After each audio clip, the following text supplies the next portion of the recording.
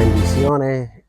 Bienvenidos a mi patio. Esta es una de las partes favoritas de la casa para mí. A mí me gusta estar afuera, en el ambiente de mi patio. Allá atrás tenemos un fire pit y cositas así que disfrutamos muchas veces en familia. Y hoy quería compartir con ustedes unas inquietudes que tengo con respecto a muchas cosas que en esta semana han salido en las redes sociales y que merecen un comentario teológico, al menos de mi parte. Entiendo que se debe así. Mi espíritu ha recibido esa inquietud por el Espíritu Santo, así que voy a estar compartiendo unos pasajes bíblicos para dar una perspectiva de las cosas que quizás no es la más común en los medios y en la gente que publica, pero que yo creo que tiene una perspectiva bíblica sana y quiero compartirla con ustedes, así que oremos. Padre, en el nombre poderoso de Jesús, en esta hora me presento ante ti como un instrumento de justicia y un vaso de barro con un tesoro de gloria para que sea utilizado por ti, como tantas veces por tu gracia y por tu poder has hecho.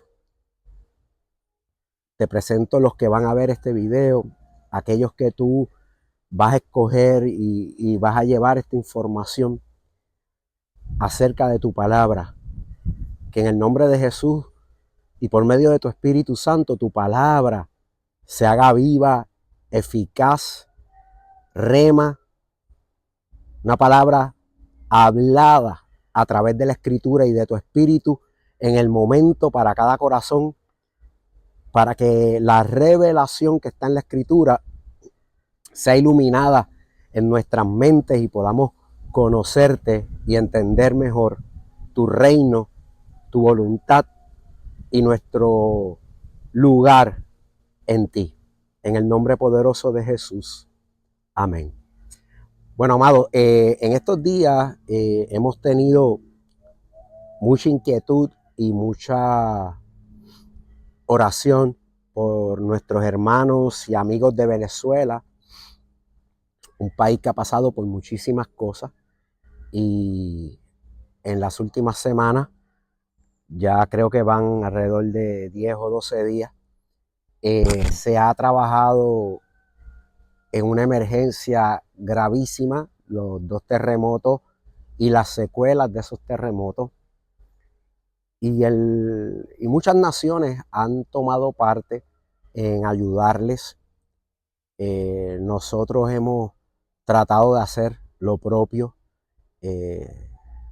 Tenemos unos enlaces que si usted está interesado puede enviar ayuda a una organización seria en Venezuela, ayuda económica, cosa que ellos puedan allá adquirir las cosas que ellos saben que se necesitan. Y hemos estado viendo muchos videos de gente que lleva ropa dañada, ropa usada, y en términos de logística, la planificación y el costo de mover esa ayuda, eso es bien costoso. Primero porque hay que usar transportación, barcos, camiones. El dinero en transferencia es más sencillo y la Cruz Roja ha enseñado por muchos años que cash is can.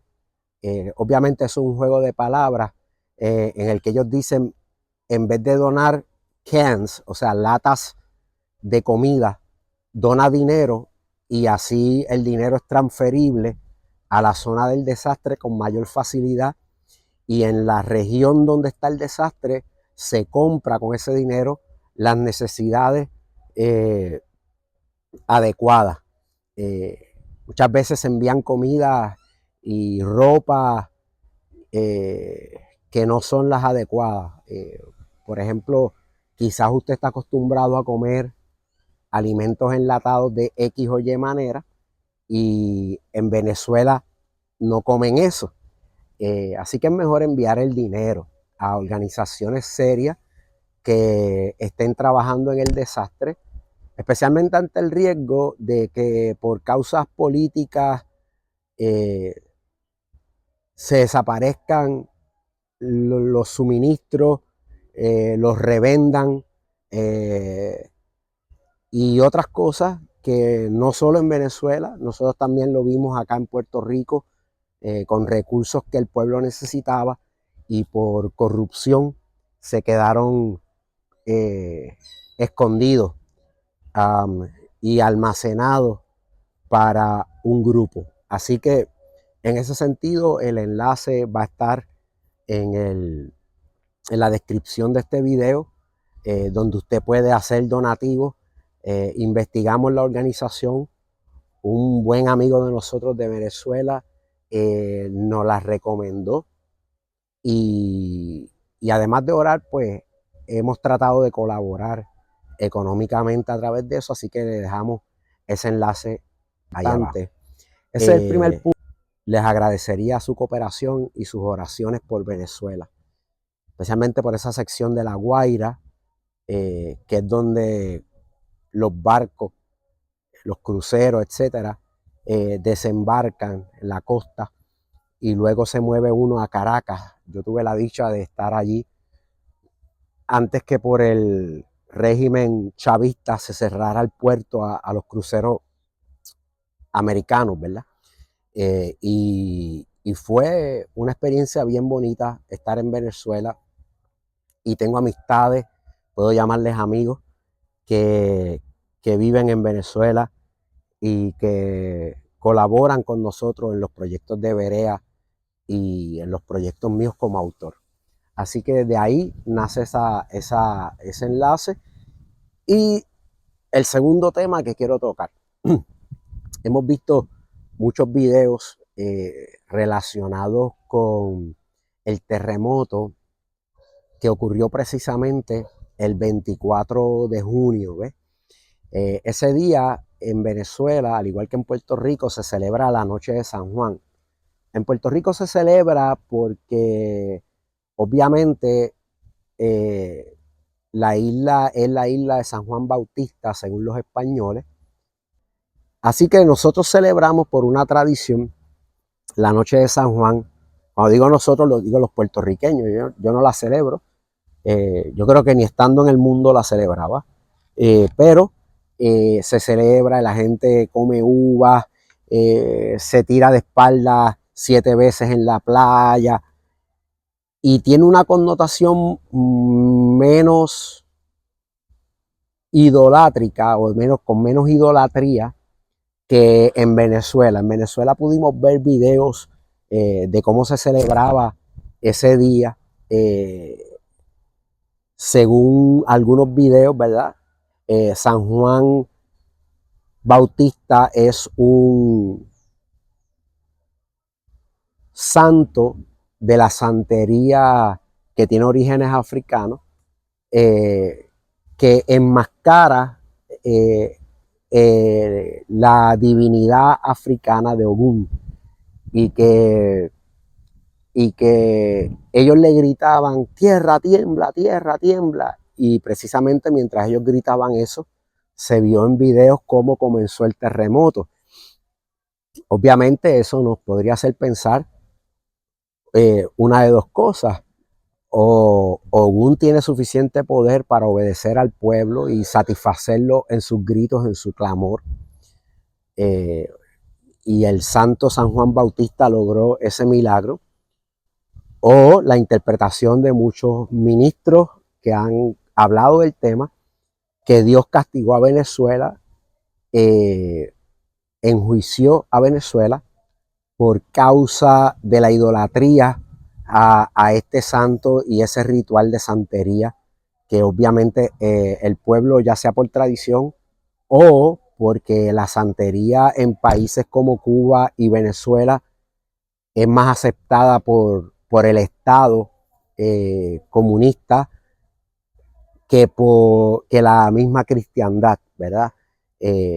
Y sabemos que ambos regímenes que tuvieron buenas relaciones y tienen filosóficamente buenas relaciones, participan de este tipo de ritual de santería como algo bien patriótico, bien propio de ellos. Así que tenemos esa perspectiva corriendo por las redes sociales. Yo quiero traerles una perspectiva que puede ser, no quiero que usted vea que estoy en contradicción a su interpretación del evento, pero yo quiero ir a la palabra y quiero compartir con ustedes varios versículos de la palabra en el que podemos ver primeramente qué profetizó Jesús acerca de los tiempos finales y acerca de los terremotos, las pandemias, o sea, las pestilencias, las guerras, los rumores de guerra, y ponerlo en un contexto que podamos entender las señales y las sazones de los tiempos como iglesia, porque aunque obviamente el día y la hora precisa del regreso del Señor y del fin de este mundo como lo conocemos, para entrar a un cielo y una nueva tierra, como nos profetiza y nos repasa Pedro en 2 de Pedro capítulo 3, pues ese día y esa hora no lo podemos saber con certidumbre, con día y fecha y hora, y cada vez que alguien profetiza un día y una hora y un momento, falla, porque así pasó con el Great Scam, que pasó con los adventistas varias veces, y en ese sentido pues tenemos que tener cuidado.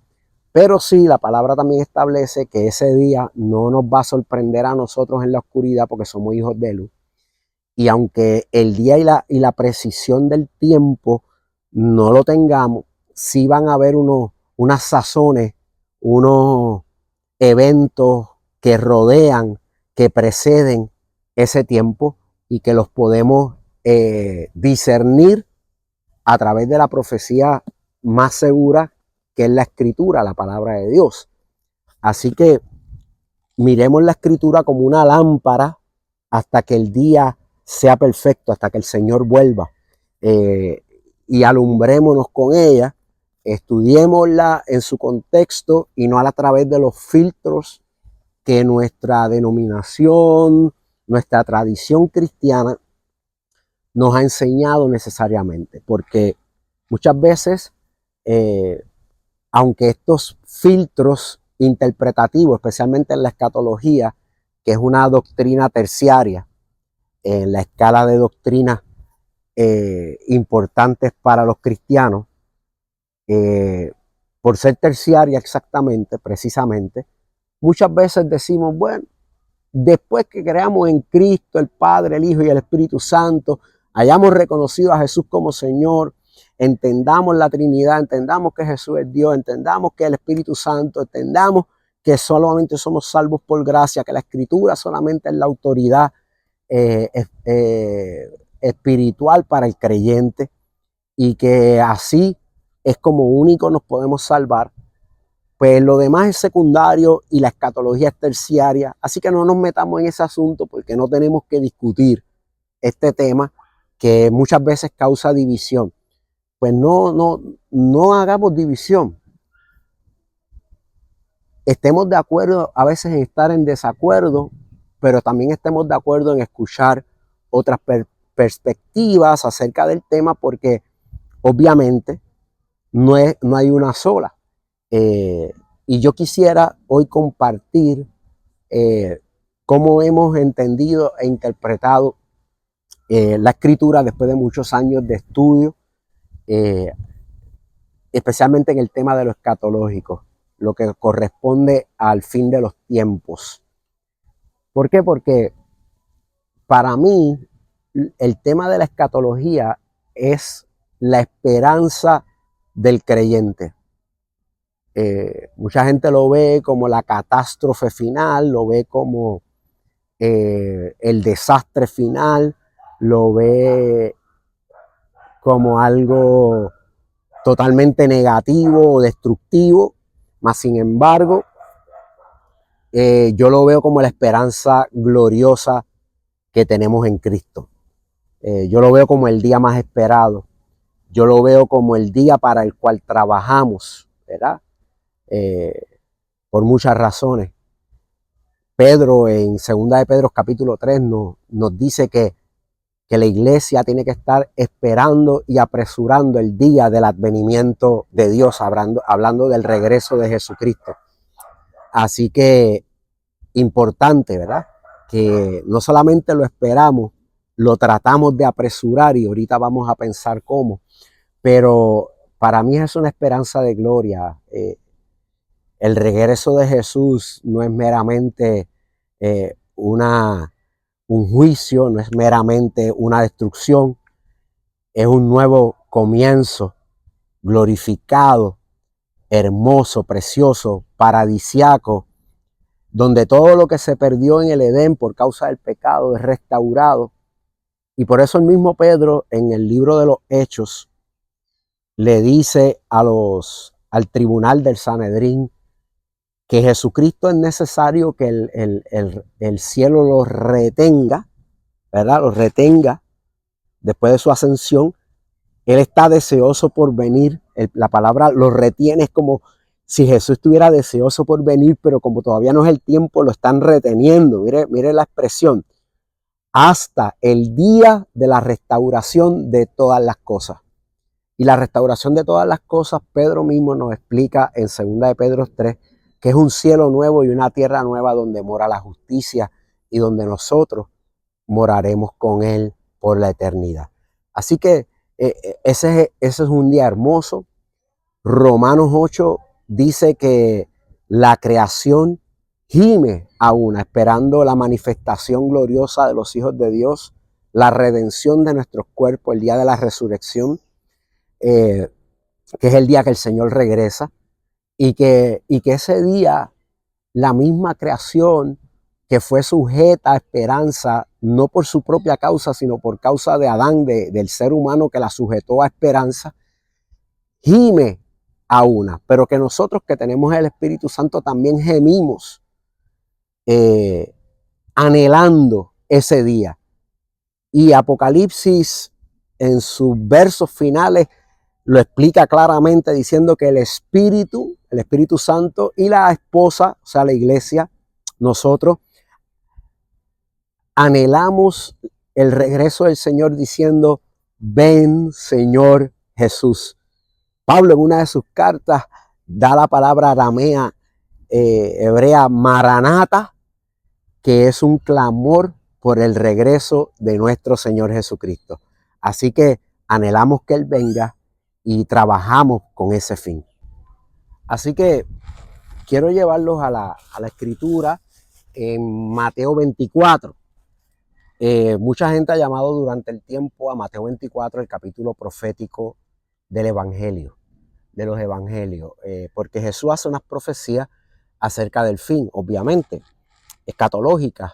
En Mateo 25 Jesús hace unas parábolas escatológicas que nos hablan, nos explican cómo debemos estar preparados para recibir al Señor.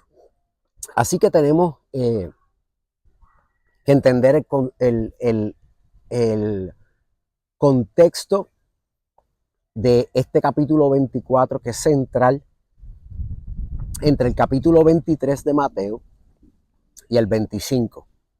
El capítulo 23 nos da un contexto, un preámbulo de qué es lo que está pasando en ese momento con Jesús y con los apóstoles. En Mateo 23, Jesús está en el templo, está confrontando a los fariseos. Yo creo que es una de los momentos en que Jesús más fuerte les habla a los fariseos. Ya el tiempo de su crucifixión está cerca. Y además de llamarlos sepulcros blanqueados, generación de víboras, hipócritas, habla de ellos diciendo que la sangre de todos los profetas va a caer sobre ellos. Y habla de que van a ser juzgados por ese derramamiento de sangre de aquellas personas que fueron enviadas por el Señor en todo el Antiguo Testamento, y se incluye él como el último de esos enviados a Jerusalén que va a ser sacrificado o muerto por causa de traer el mensaje de Dios. Así que cuando él sale del templo, sus discípulos le muestran la estructura del edificio, las estructuras de los edificios del templo.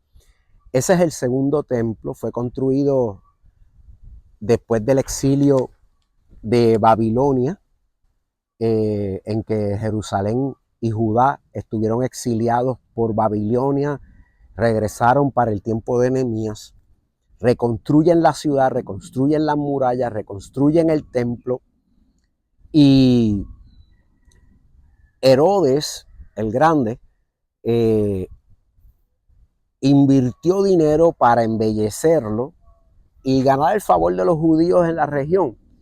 Y sabemos todos los que hemos estudiado el contexto histórico del fariseísmo de esa época, del segundo templo, y ese periodo intertestamentario, esos 400 años entre el último libro del Antiguo Testamento y el primer evangelio, el periodo donde nace Jesús y donde vive Jesús y donde se desarrollan las enseñanzas de Jesús. Pues habían grupos de saduceos, fariseos, que habían hecho de alguna manera alianza con el imperio romano, y el pueblo estaba esperando este Mesías que lo viniera a libertar del imperialismo romano y de la bota opresora de la espada militar de Roma. Así que en ese tiempo Herodes colabora con el embellecimiento del templo, y alguna gente hasta llama ese templo el templo de Herodes, pero no era de Herodes. Así que ocurre que cuando Jesús sale de confrontar a los fariseos, una conversación bien fuerte, creo que nunca vemos a Jesús confrontar a los pecadores de la misma manera que confrontó a los fariseos y a los religiosos de su época en ese capítulo. Llega en su salida a escuchar a los discípulos que le quieren dejar ver la hermosura de esos edificios que están en el templo y en sus alrededores. ¿Y qué les dice Jesús? Jesús les dice, veis todas estas cosas. Estoy en el verso 3 de Mateo 24. De cierto os digo, de ningún modo quedará aquí piedra sobre piedra que no sea totalmente derribada. O sea, pongámonos en el contexto de un discípulo de Jesús, judío, seguidor de la ley de nacimiento, culturalmente conocedor de la ley, religiosamente seguidor de la ley. Ley que establece un sacerdocio levítico cuyos sacrificios y fiestas van en torno a ese lugar especial en Jerusalén, que es el templo y todo lo que allí se ejecuta. Y luego de que Jesús en Mateo 23 dice, Jerusalén, Jerusalén, que matas a los profetas y apedreas a los que te han sido enviados, ¿cuántas veces quise juntar tus hijos como la gallina junta sus polluelos bajo las alas y no quisisteis? He aquí vuestra casa, el templo, os es dejada desolada, porque os digo que desde ahora en adelante de ningún modo me veréis hasta que digáis, bendito el que viene en el nombre del Señor. O sea, la casa del Señor, el templo, quedaría desolado por causa de que mataban a los profetas y lo iban a matar a él. Hasta que el regreso del Señor, la gente volviera a decir, y Jerusalén volviera a decir, bendito el que viene en el nombre del Señor. Yo creo que esto es base de la interpretación paulina del apóstol Pablo en Romanos 11, que nos dice que cuando toda la plenitud de los gentiles que nos vamos a salvar, entre a la salvación por medio de Cristo como Señor nuestro, todo aquel que confesara a Jesús como Señor será salvo. Entonces, todo Israel será salvo. Hablando de los descendientes de Abraham. Y yo creo que el Señor tiene un plan con los descendientes de Abraham por causa de sus padres y las promesas que le hizo a sus padres Abraham, Isaac, Jacob. Y Dios la va a honrar, esa promesa. Pero también Romanos 11 dice que ellos han sido endurecidos, como fue endurecido el faraón, Romanos 9. ¿Para qué? Por la desobediencia de ellos al evangelio, nosotros fuéramos injertados en el olivo real, en la raíz de David, en Jesucristo. Pero cuando el endurecimiento de ellos pase, cuando el Señor toque sus corazones por el Espíritu, todo Israel será salvo. Yo no sé cómo eso va a suceder realmente, pero creo que la iglesia va a tener un rol en predicar el mismo evangelio, la misma misericordia de Dios, la misma gracia de Dios, el mismo Cristo, el mismo evangelio del reino, en ese tiempo en que ya la plenitud de los gentiles entró y resta que Israel se vuelva al Señor. Porque el Israel de hoy, a menos que ese israelita sea cristiano, porque el mismo Pablo dice en Romanos 11 que no todo Israel está en perdición, porque él mismo es descendiente de Abraham, pero él es parte de un remanente escogido por gracia, que es salvo en Cristo. Porque sin Cristo, por más descendiente de Abraham que seamos, no hay salvación. Así que Pablo está diciendo, yo quisiera ser yo mismo anatema para que mis hermanos, según la carne, o sea, los israelitas, los descendientes de Abraham, Jacob, Isaac, de Isaac y de Jacob, Israel, sean salvos. Pero yo soy un remanente escogido por gracia. Pero los demás, si no reconocen a Jesús, aunque sean descendientes de Abraham, según la carne, no pueden salvarse. No son salvos. Y ese concepto también es importante en muchas de las cosas que estamos hablando en estos días a través de los conceptos del sionismo, del Estado de Israel actual. E Israel y los judíos que siguen la ley, que rechazan a Jesús, aquellos que siguen el Talmud, por ejemplo, que se dice por ahí que habla de Jesús estando en el infierno por ser un hereje. Esos que siguen la cábala judía, que es una forma de magia judía de la Edad Media, todos los que rechazan a Jesús no son hijos de Dios ni son salvos. Por eso Juan 1 dice que a los suyos vino y los suyos no lo recibieron, mas los que lo recibieron, los que creen, tienen fe en su nombre, a estos les fue dado la potestad de ser llamados hijos de Dios.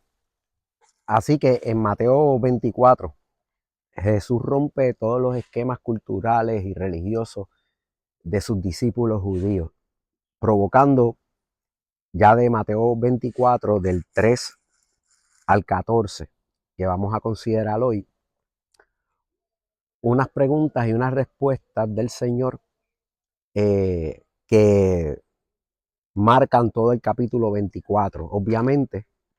Así que en el verso 3 del capítulo 24 dice, y estando sentado en el monte de los olivos, por cierto, ese monte queda frente al templo, y él está mirando el templo, posiblemente. Se le acercaron los discípulos en privado, diciendo, dinos, ¿cuándo será esto? ¿Y cuál la señal de tu venida y de la consumación de la era? Pues esta pregunta es una pregunta compuesta. Tiene tres partes. ¿Cuándo será esto? O sea, la destrucción del templo. ¿Cuál la señal de tu venida? Ahí estamos hablando de la segunda venida del Señor, porque no le pueden preguntar por tu primera venida, porque Él está allí con ellos. La segunda venida del Señor. Y de la consumación de la era o del siglo o del tiempo, que mucha gente conoce como el fin del mundo, pero es el fin de este mundo que conocemos hoy y de esta era que vivimos hoy.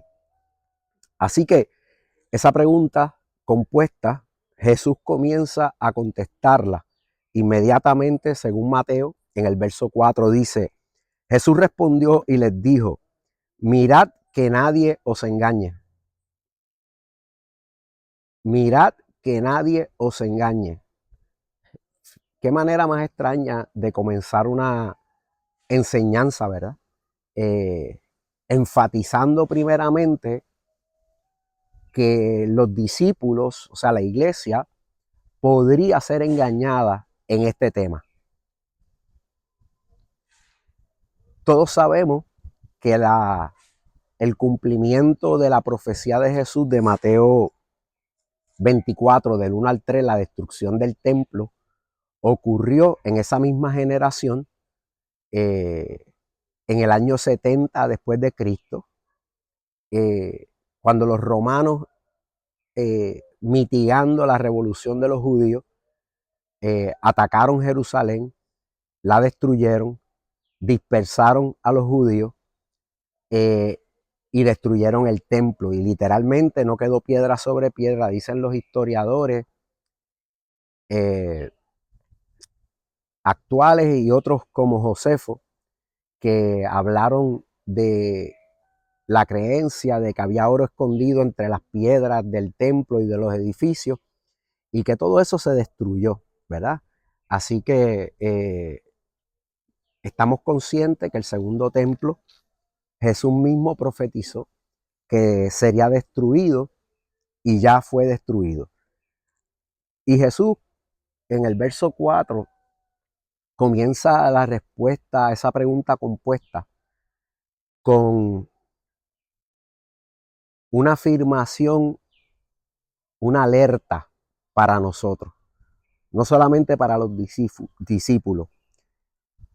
Él dice: mirad que nadie os engañe. Quiere decir que Jesús está claro que en este tema de su segunda venida, en este tema de la consumación de la era, van a venir espíritus de engaño, de decepción, en inglés deceiving spirits, y van a venir engañadores, y esa alerta está aún encendida para la iglesia.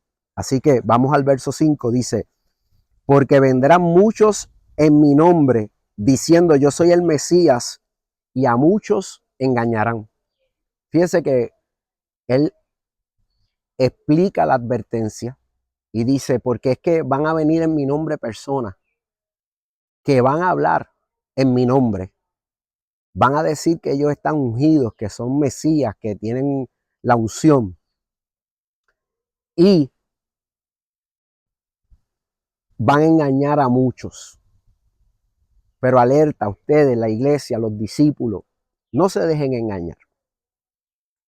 Es interesante que en primera de Juan, capítulo 2, verso 18 en adelante, es interesante cómo Juan reconoce que en su tiempo ya, él lo llama la hora postrera, porque la visión apostólica de este tiempo de la iglesia es que eran los últimos días, la hora postrera.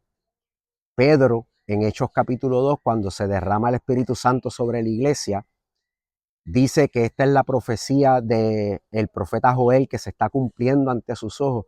En los postreros días, en los últimos días, derramaré de mi espíritu sobre toda carne.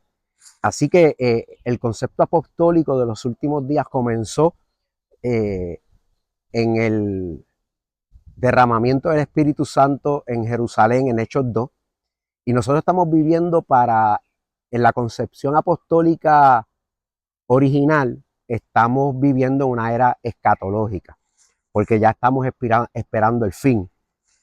Y Juan habla de estos personajes que Jesús nos explica en Mateo 24:5, que vienen en su nombre, que vienen como si fueran Cristos, Mesías ungidos, como si fueran ungidos de Dios, a hablar en su nombre, pero son engañadores y van a engañar a muchos, pero nos advierte para que no seamos engañados. Miren lo que dice el apóstol Juan del versículo 18 en adelante. Hijitos, ya es la hora postrera, y según habéis oído que el anticristo viene, ese es el anticristo escatológico, el anticristo que viene, no lo hemos visto todavía. Así han surgido ahora muchos anticristos, por lo cual sabemos que es la hora postrera. Salieron de nosotros, de la iglesia, pero no eran de nosotros. Porque si hubieran sido de nosotros, habrían permanecido con nosotros, pero salieron para que se manifestara que no todos son de nosotros. Pero vosotros tenéis la unción del Santo, el Espíritu Santo, y todos vosotros lo sabéis. No os escribo porque no sepáis la verdad, sino porque la sabéis, y porque ninguna mentira procede de la verdad. ¿Quién es el mentiroso sino el que niega que Jesús es el Mesías? Este es el anticristo, el que niega al Padre y al Hijo. Todo el que niega al Hijo tampoco tiene al Padre. El que confiesa al Hijo también tiene al Padre. Lo que vosotros oíste desde un principio permanezca en vosotros. Sí, lo que oíste desde un principio permanece en vosotros, también vosotros permaneceréis en el Hijo y en el Padre. Y esta es la promesa que Él nos dio, la vida eterna. Os estoy escribiendo esto sobre los que intentan engañarnos, aunque en cuanto a vosotros, la unción que de Él habéis recibido permanece en vosotros y no tenéis necesidad que nadie os enseñe, sino que así como su unción os enseña todas las cosas y es verdad y no es mentira, así como ella os enseñó, permaneced en Él.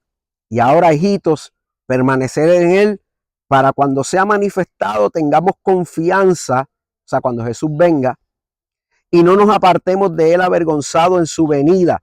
Si sabéis que Él es justo, sabréis también que todo lo que obra la justicia ha nacido de Él.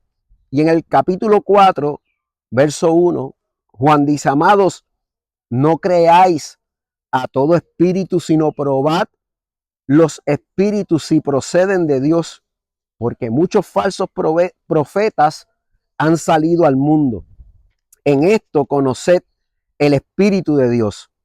Todo espíritu que confiesa que Jesús es el Mesías ha venido que Jesús el Mesías ha venido en carne, procede de Dios. Y todo espíritu que no confiesa a Jesús no procede de Dios. Y este es el del anticristo, el que habéis oído que viene y ahora ya está en el mundo. Hijitos, vosotros procedéis de Dios y los habéis vencido, pues mayor es el que está en vosotros, el Espíritu Santo, que el que está en el mundo, el espíritu del anticristo. Ellos proceden del mundo, por eso hablan de parte del mundo y el mundo los escucha. Nosotros procedemos de Dios. El que conoce a Dios nos escucha. El que no procede de Dios no nos escucha. Por eso conocemos el espíritu de la verdad y el espíritu del error. Así que Juan no solamente nos dice que el espíritu del anticristo está operando, también nos dice que esos falsos profetas, falsos maestros, salieron de nosotros, pero nunca fueron de nosotros, porque si hubieran sido de nosotros, permanecían con nosotros.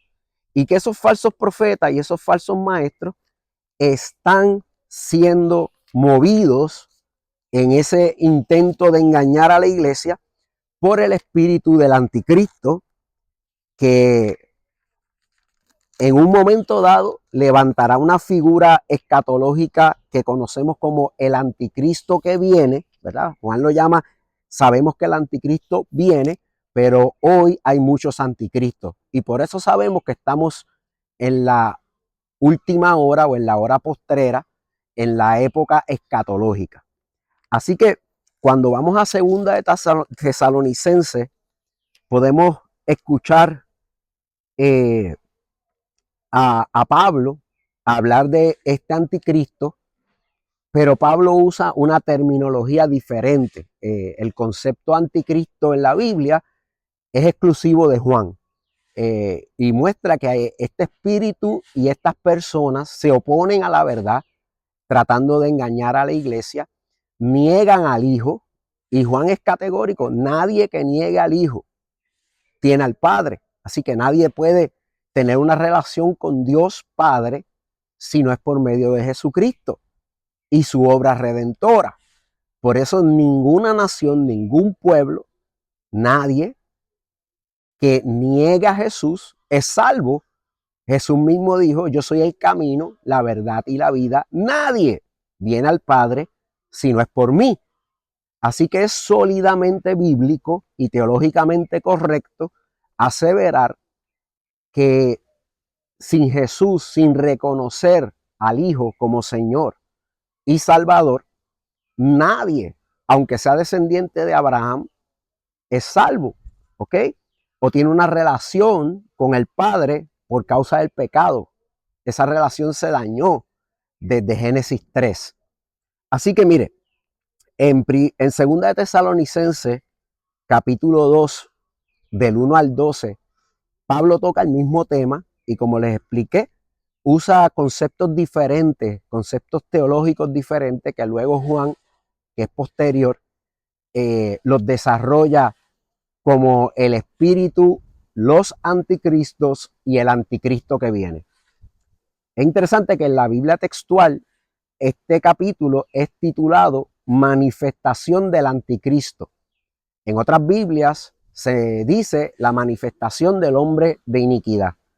Y dice: pero con respecto a la venida de Jesús, el Mesías, nuestro Señor, y nuestra reunión con Él, os instamos, hermanos, a que no os dejéis perturbar fácilmente en vuestro modo de pensar, ni os alarméis, ni por espíritu, ni por palabra, ni por epístola, como si fuera nuestra, en el sentido de que el día del Señor ha llegado. Nadie os engañe en ninguna manera, porque no sucederá sin que antes venga la apostasía y sea manifestado el hombre de iniquidad, el hijo de perdición, el cual se opone y se levanta contra todo lo que es llamado Dios u objeto de adoración, hasta el punto que se sienta en el santuario de Dios, proclamando que Él mismo es Dios. ¿No recordáis que estando todavía con vosotros os decía estas cosas? Y ahora sabéis lo que lo detiene, a fin de que sea revelado en el tiempo suyo, porque ya está actuando el misterio de la iniquidad. Solo al presente hay quien lo detiene hasta que se ha quitado de en medio. Entonces será revelado el inicuo, a quien el Señor matará con el soplo de su boca y destruirá con el resplandor de su venida, cuyo advenimiento es por obra de Satanás, con toda clase de poderes y señales milagrosas y prodigios mentirosos, y con todo engaño de iniquidad para los que perecen, recompensa por no haber acogido el amor de la verdad para ser salvos. Por esto Dios les envía una fuerza de extravío para que crean en la mentira y sean juzgados todos los que no creyeron a la verdad, sino que se complacieron en la injusticia. Pablo nos dice que este hombre de iniquidad, este anticristo, viene antes de la venida del Señor, que provoca una apostasía, una rebelión contra Dios, que habla como si fuera Dios, incluso toma un lugar de Dios en el santuario. Pablo no había visto la destrucción del templo, así que podríamos tener dos vertientes ahí, que Pablo está hablando como si el santuario fuera a estar allí todavía, pensando que eso no va a dejar de estar, o esté refiriéndose al santuario del nuevo pacto, que es la iglesia, templo del Dios viviente, casa del Dios viviente, y que va a entrar a la iglesia y a hablar en la iglesia como si fuera Dios. Ese espíritu es un espíritu engañador con señales y prodigios milagrosos que está siendo retenido, aunque hay quien lo retiene y es Dios mismo que lo retiene, pero antes de que el Señor venga, el mismo Dios lo va a permitir moverse por el espíritu del anticristo, fortalecido por Satanás, para con esos engaños y prodigios milagrosos, engañosos, pueda engañar a los que se pierden, a los que mueren, a los que no han recibido y no aman la verdad de Cristo y no aman la justicia del Señor. Y ese hombre o ese anticristo, ese hijo de perdición, ese hombre de iniquidad, va a ser destruido por la palabra del Señor y el resplandor de su gloria en su venida. O sea que ese hombre de iniquidad va a estar presente en la tierra cuando el Señor regrese en su segunda venida. ¿Ok? Así que las advertencias de Jesús acerca de los engañadores, que nos dice claramente: no os dejéis engañar, en Mateo 24, del 3 al 5. Vendrán muchos en mi nombre, se harán llamar ungidos y a muchos engañarán. Están, no quiero decir respaldadas, están explicadas, mejor dicho, por los apóstoles del Nuevo Testamento, inspirados por el Espíritu Santo y viendo los hechos que están ocurriendo ya en la iglesia cuando ellos están escribiendo esas cartas. Entendiendo las profecías del Señor y entendiendo la realidad de la iglesia, esos anticristos que se han levantado, que Juan dice salieron de nosotros, pero nunca fueron de nosotros, porque si fueran de nosotros permanecerían con nosotros. Así que vamos tomando forma a esta advertencia del Señor y vamos desarrollando ese entendimiento de esa alerta que está presente. El espíritu del anticristo está presente. Los anticristos que se hacen pasar por ungidos de Jesús y engañan a muchos están presentes. Y viene un anticristo escatológico que va a estar presente cuando el Señor regrese. Así que tenemos eso claro. Tenemos claro que esos espíritus de error pueden hacer milagros y portentos, pero es para engañar. Así que tenemos que tener cuidado que el milagro no nos engañe. Por eso hay que discernir los espíritus, dice Juan, en el capítulo 4 de Primera de Juan, para ver si son de Dios. Porque no todos los espíritus que hablen en la iglesia van a ser de Dios. Hay espíritus que se meten en la iglesia, el espíritu del anticristo, que va a hablar en contra de lo que Jesús enseñó. Se va a hacer llamar cristiano, pero contradice las enseñanzas, la verdad de Jesús.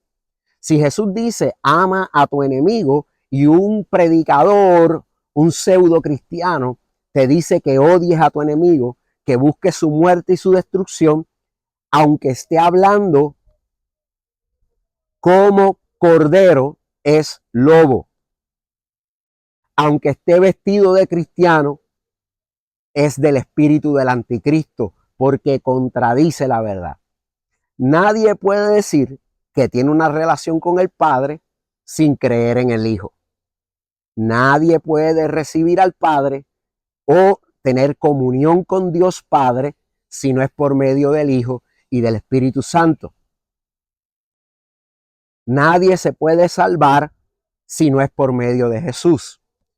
Él es el camino, la verdad y la vida, y nadie vuelve al Padre si no es por medio de Él.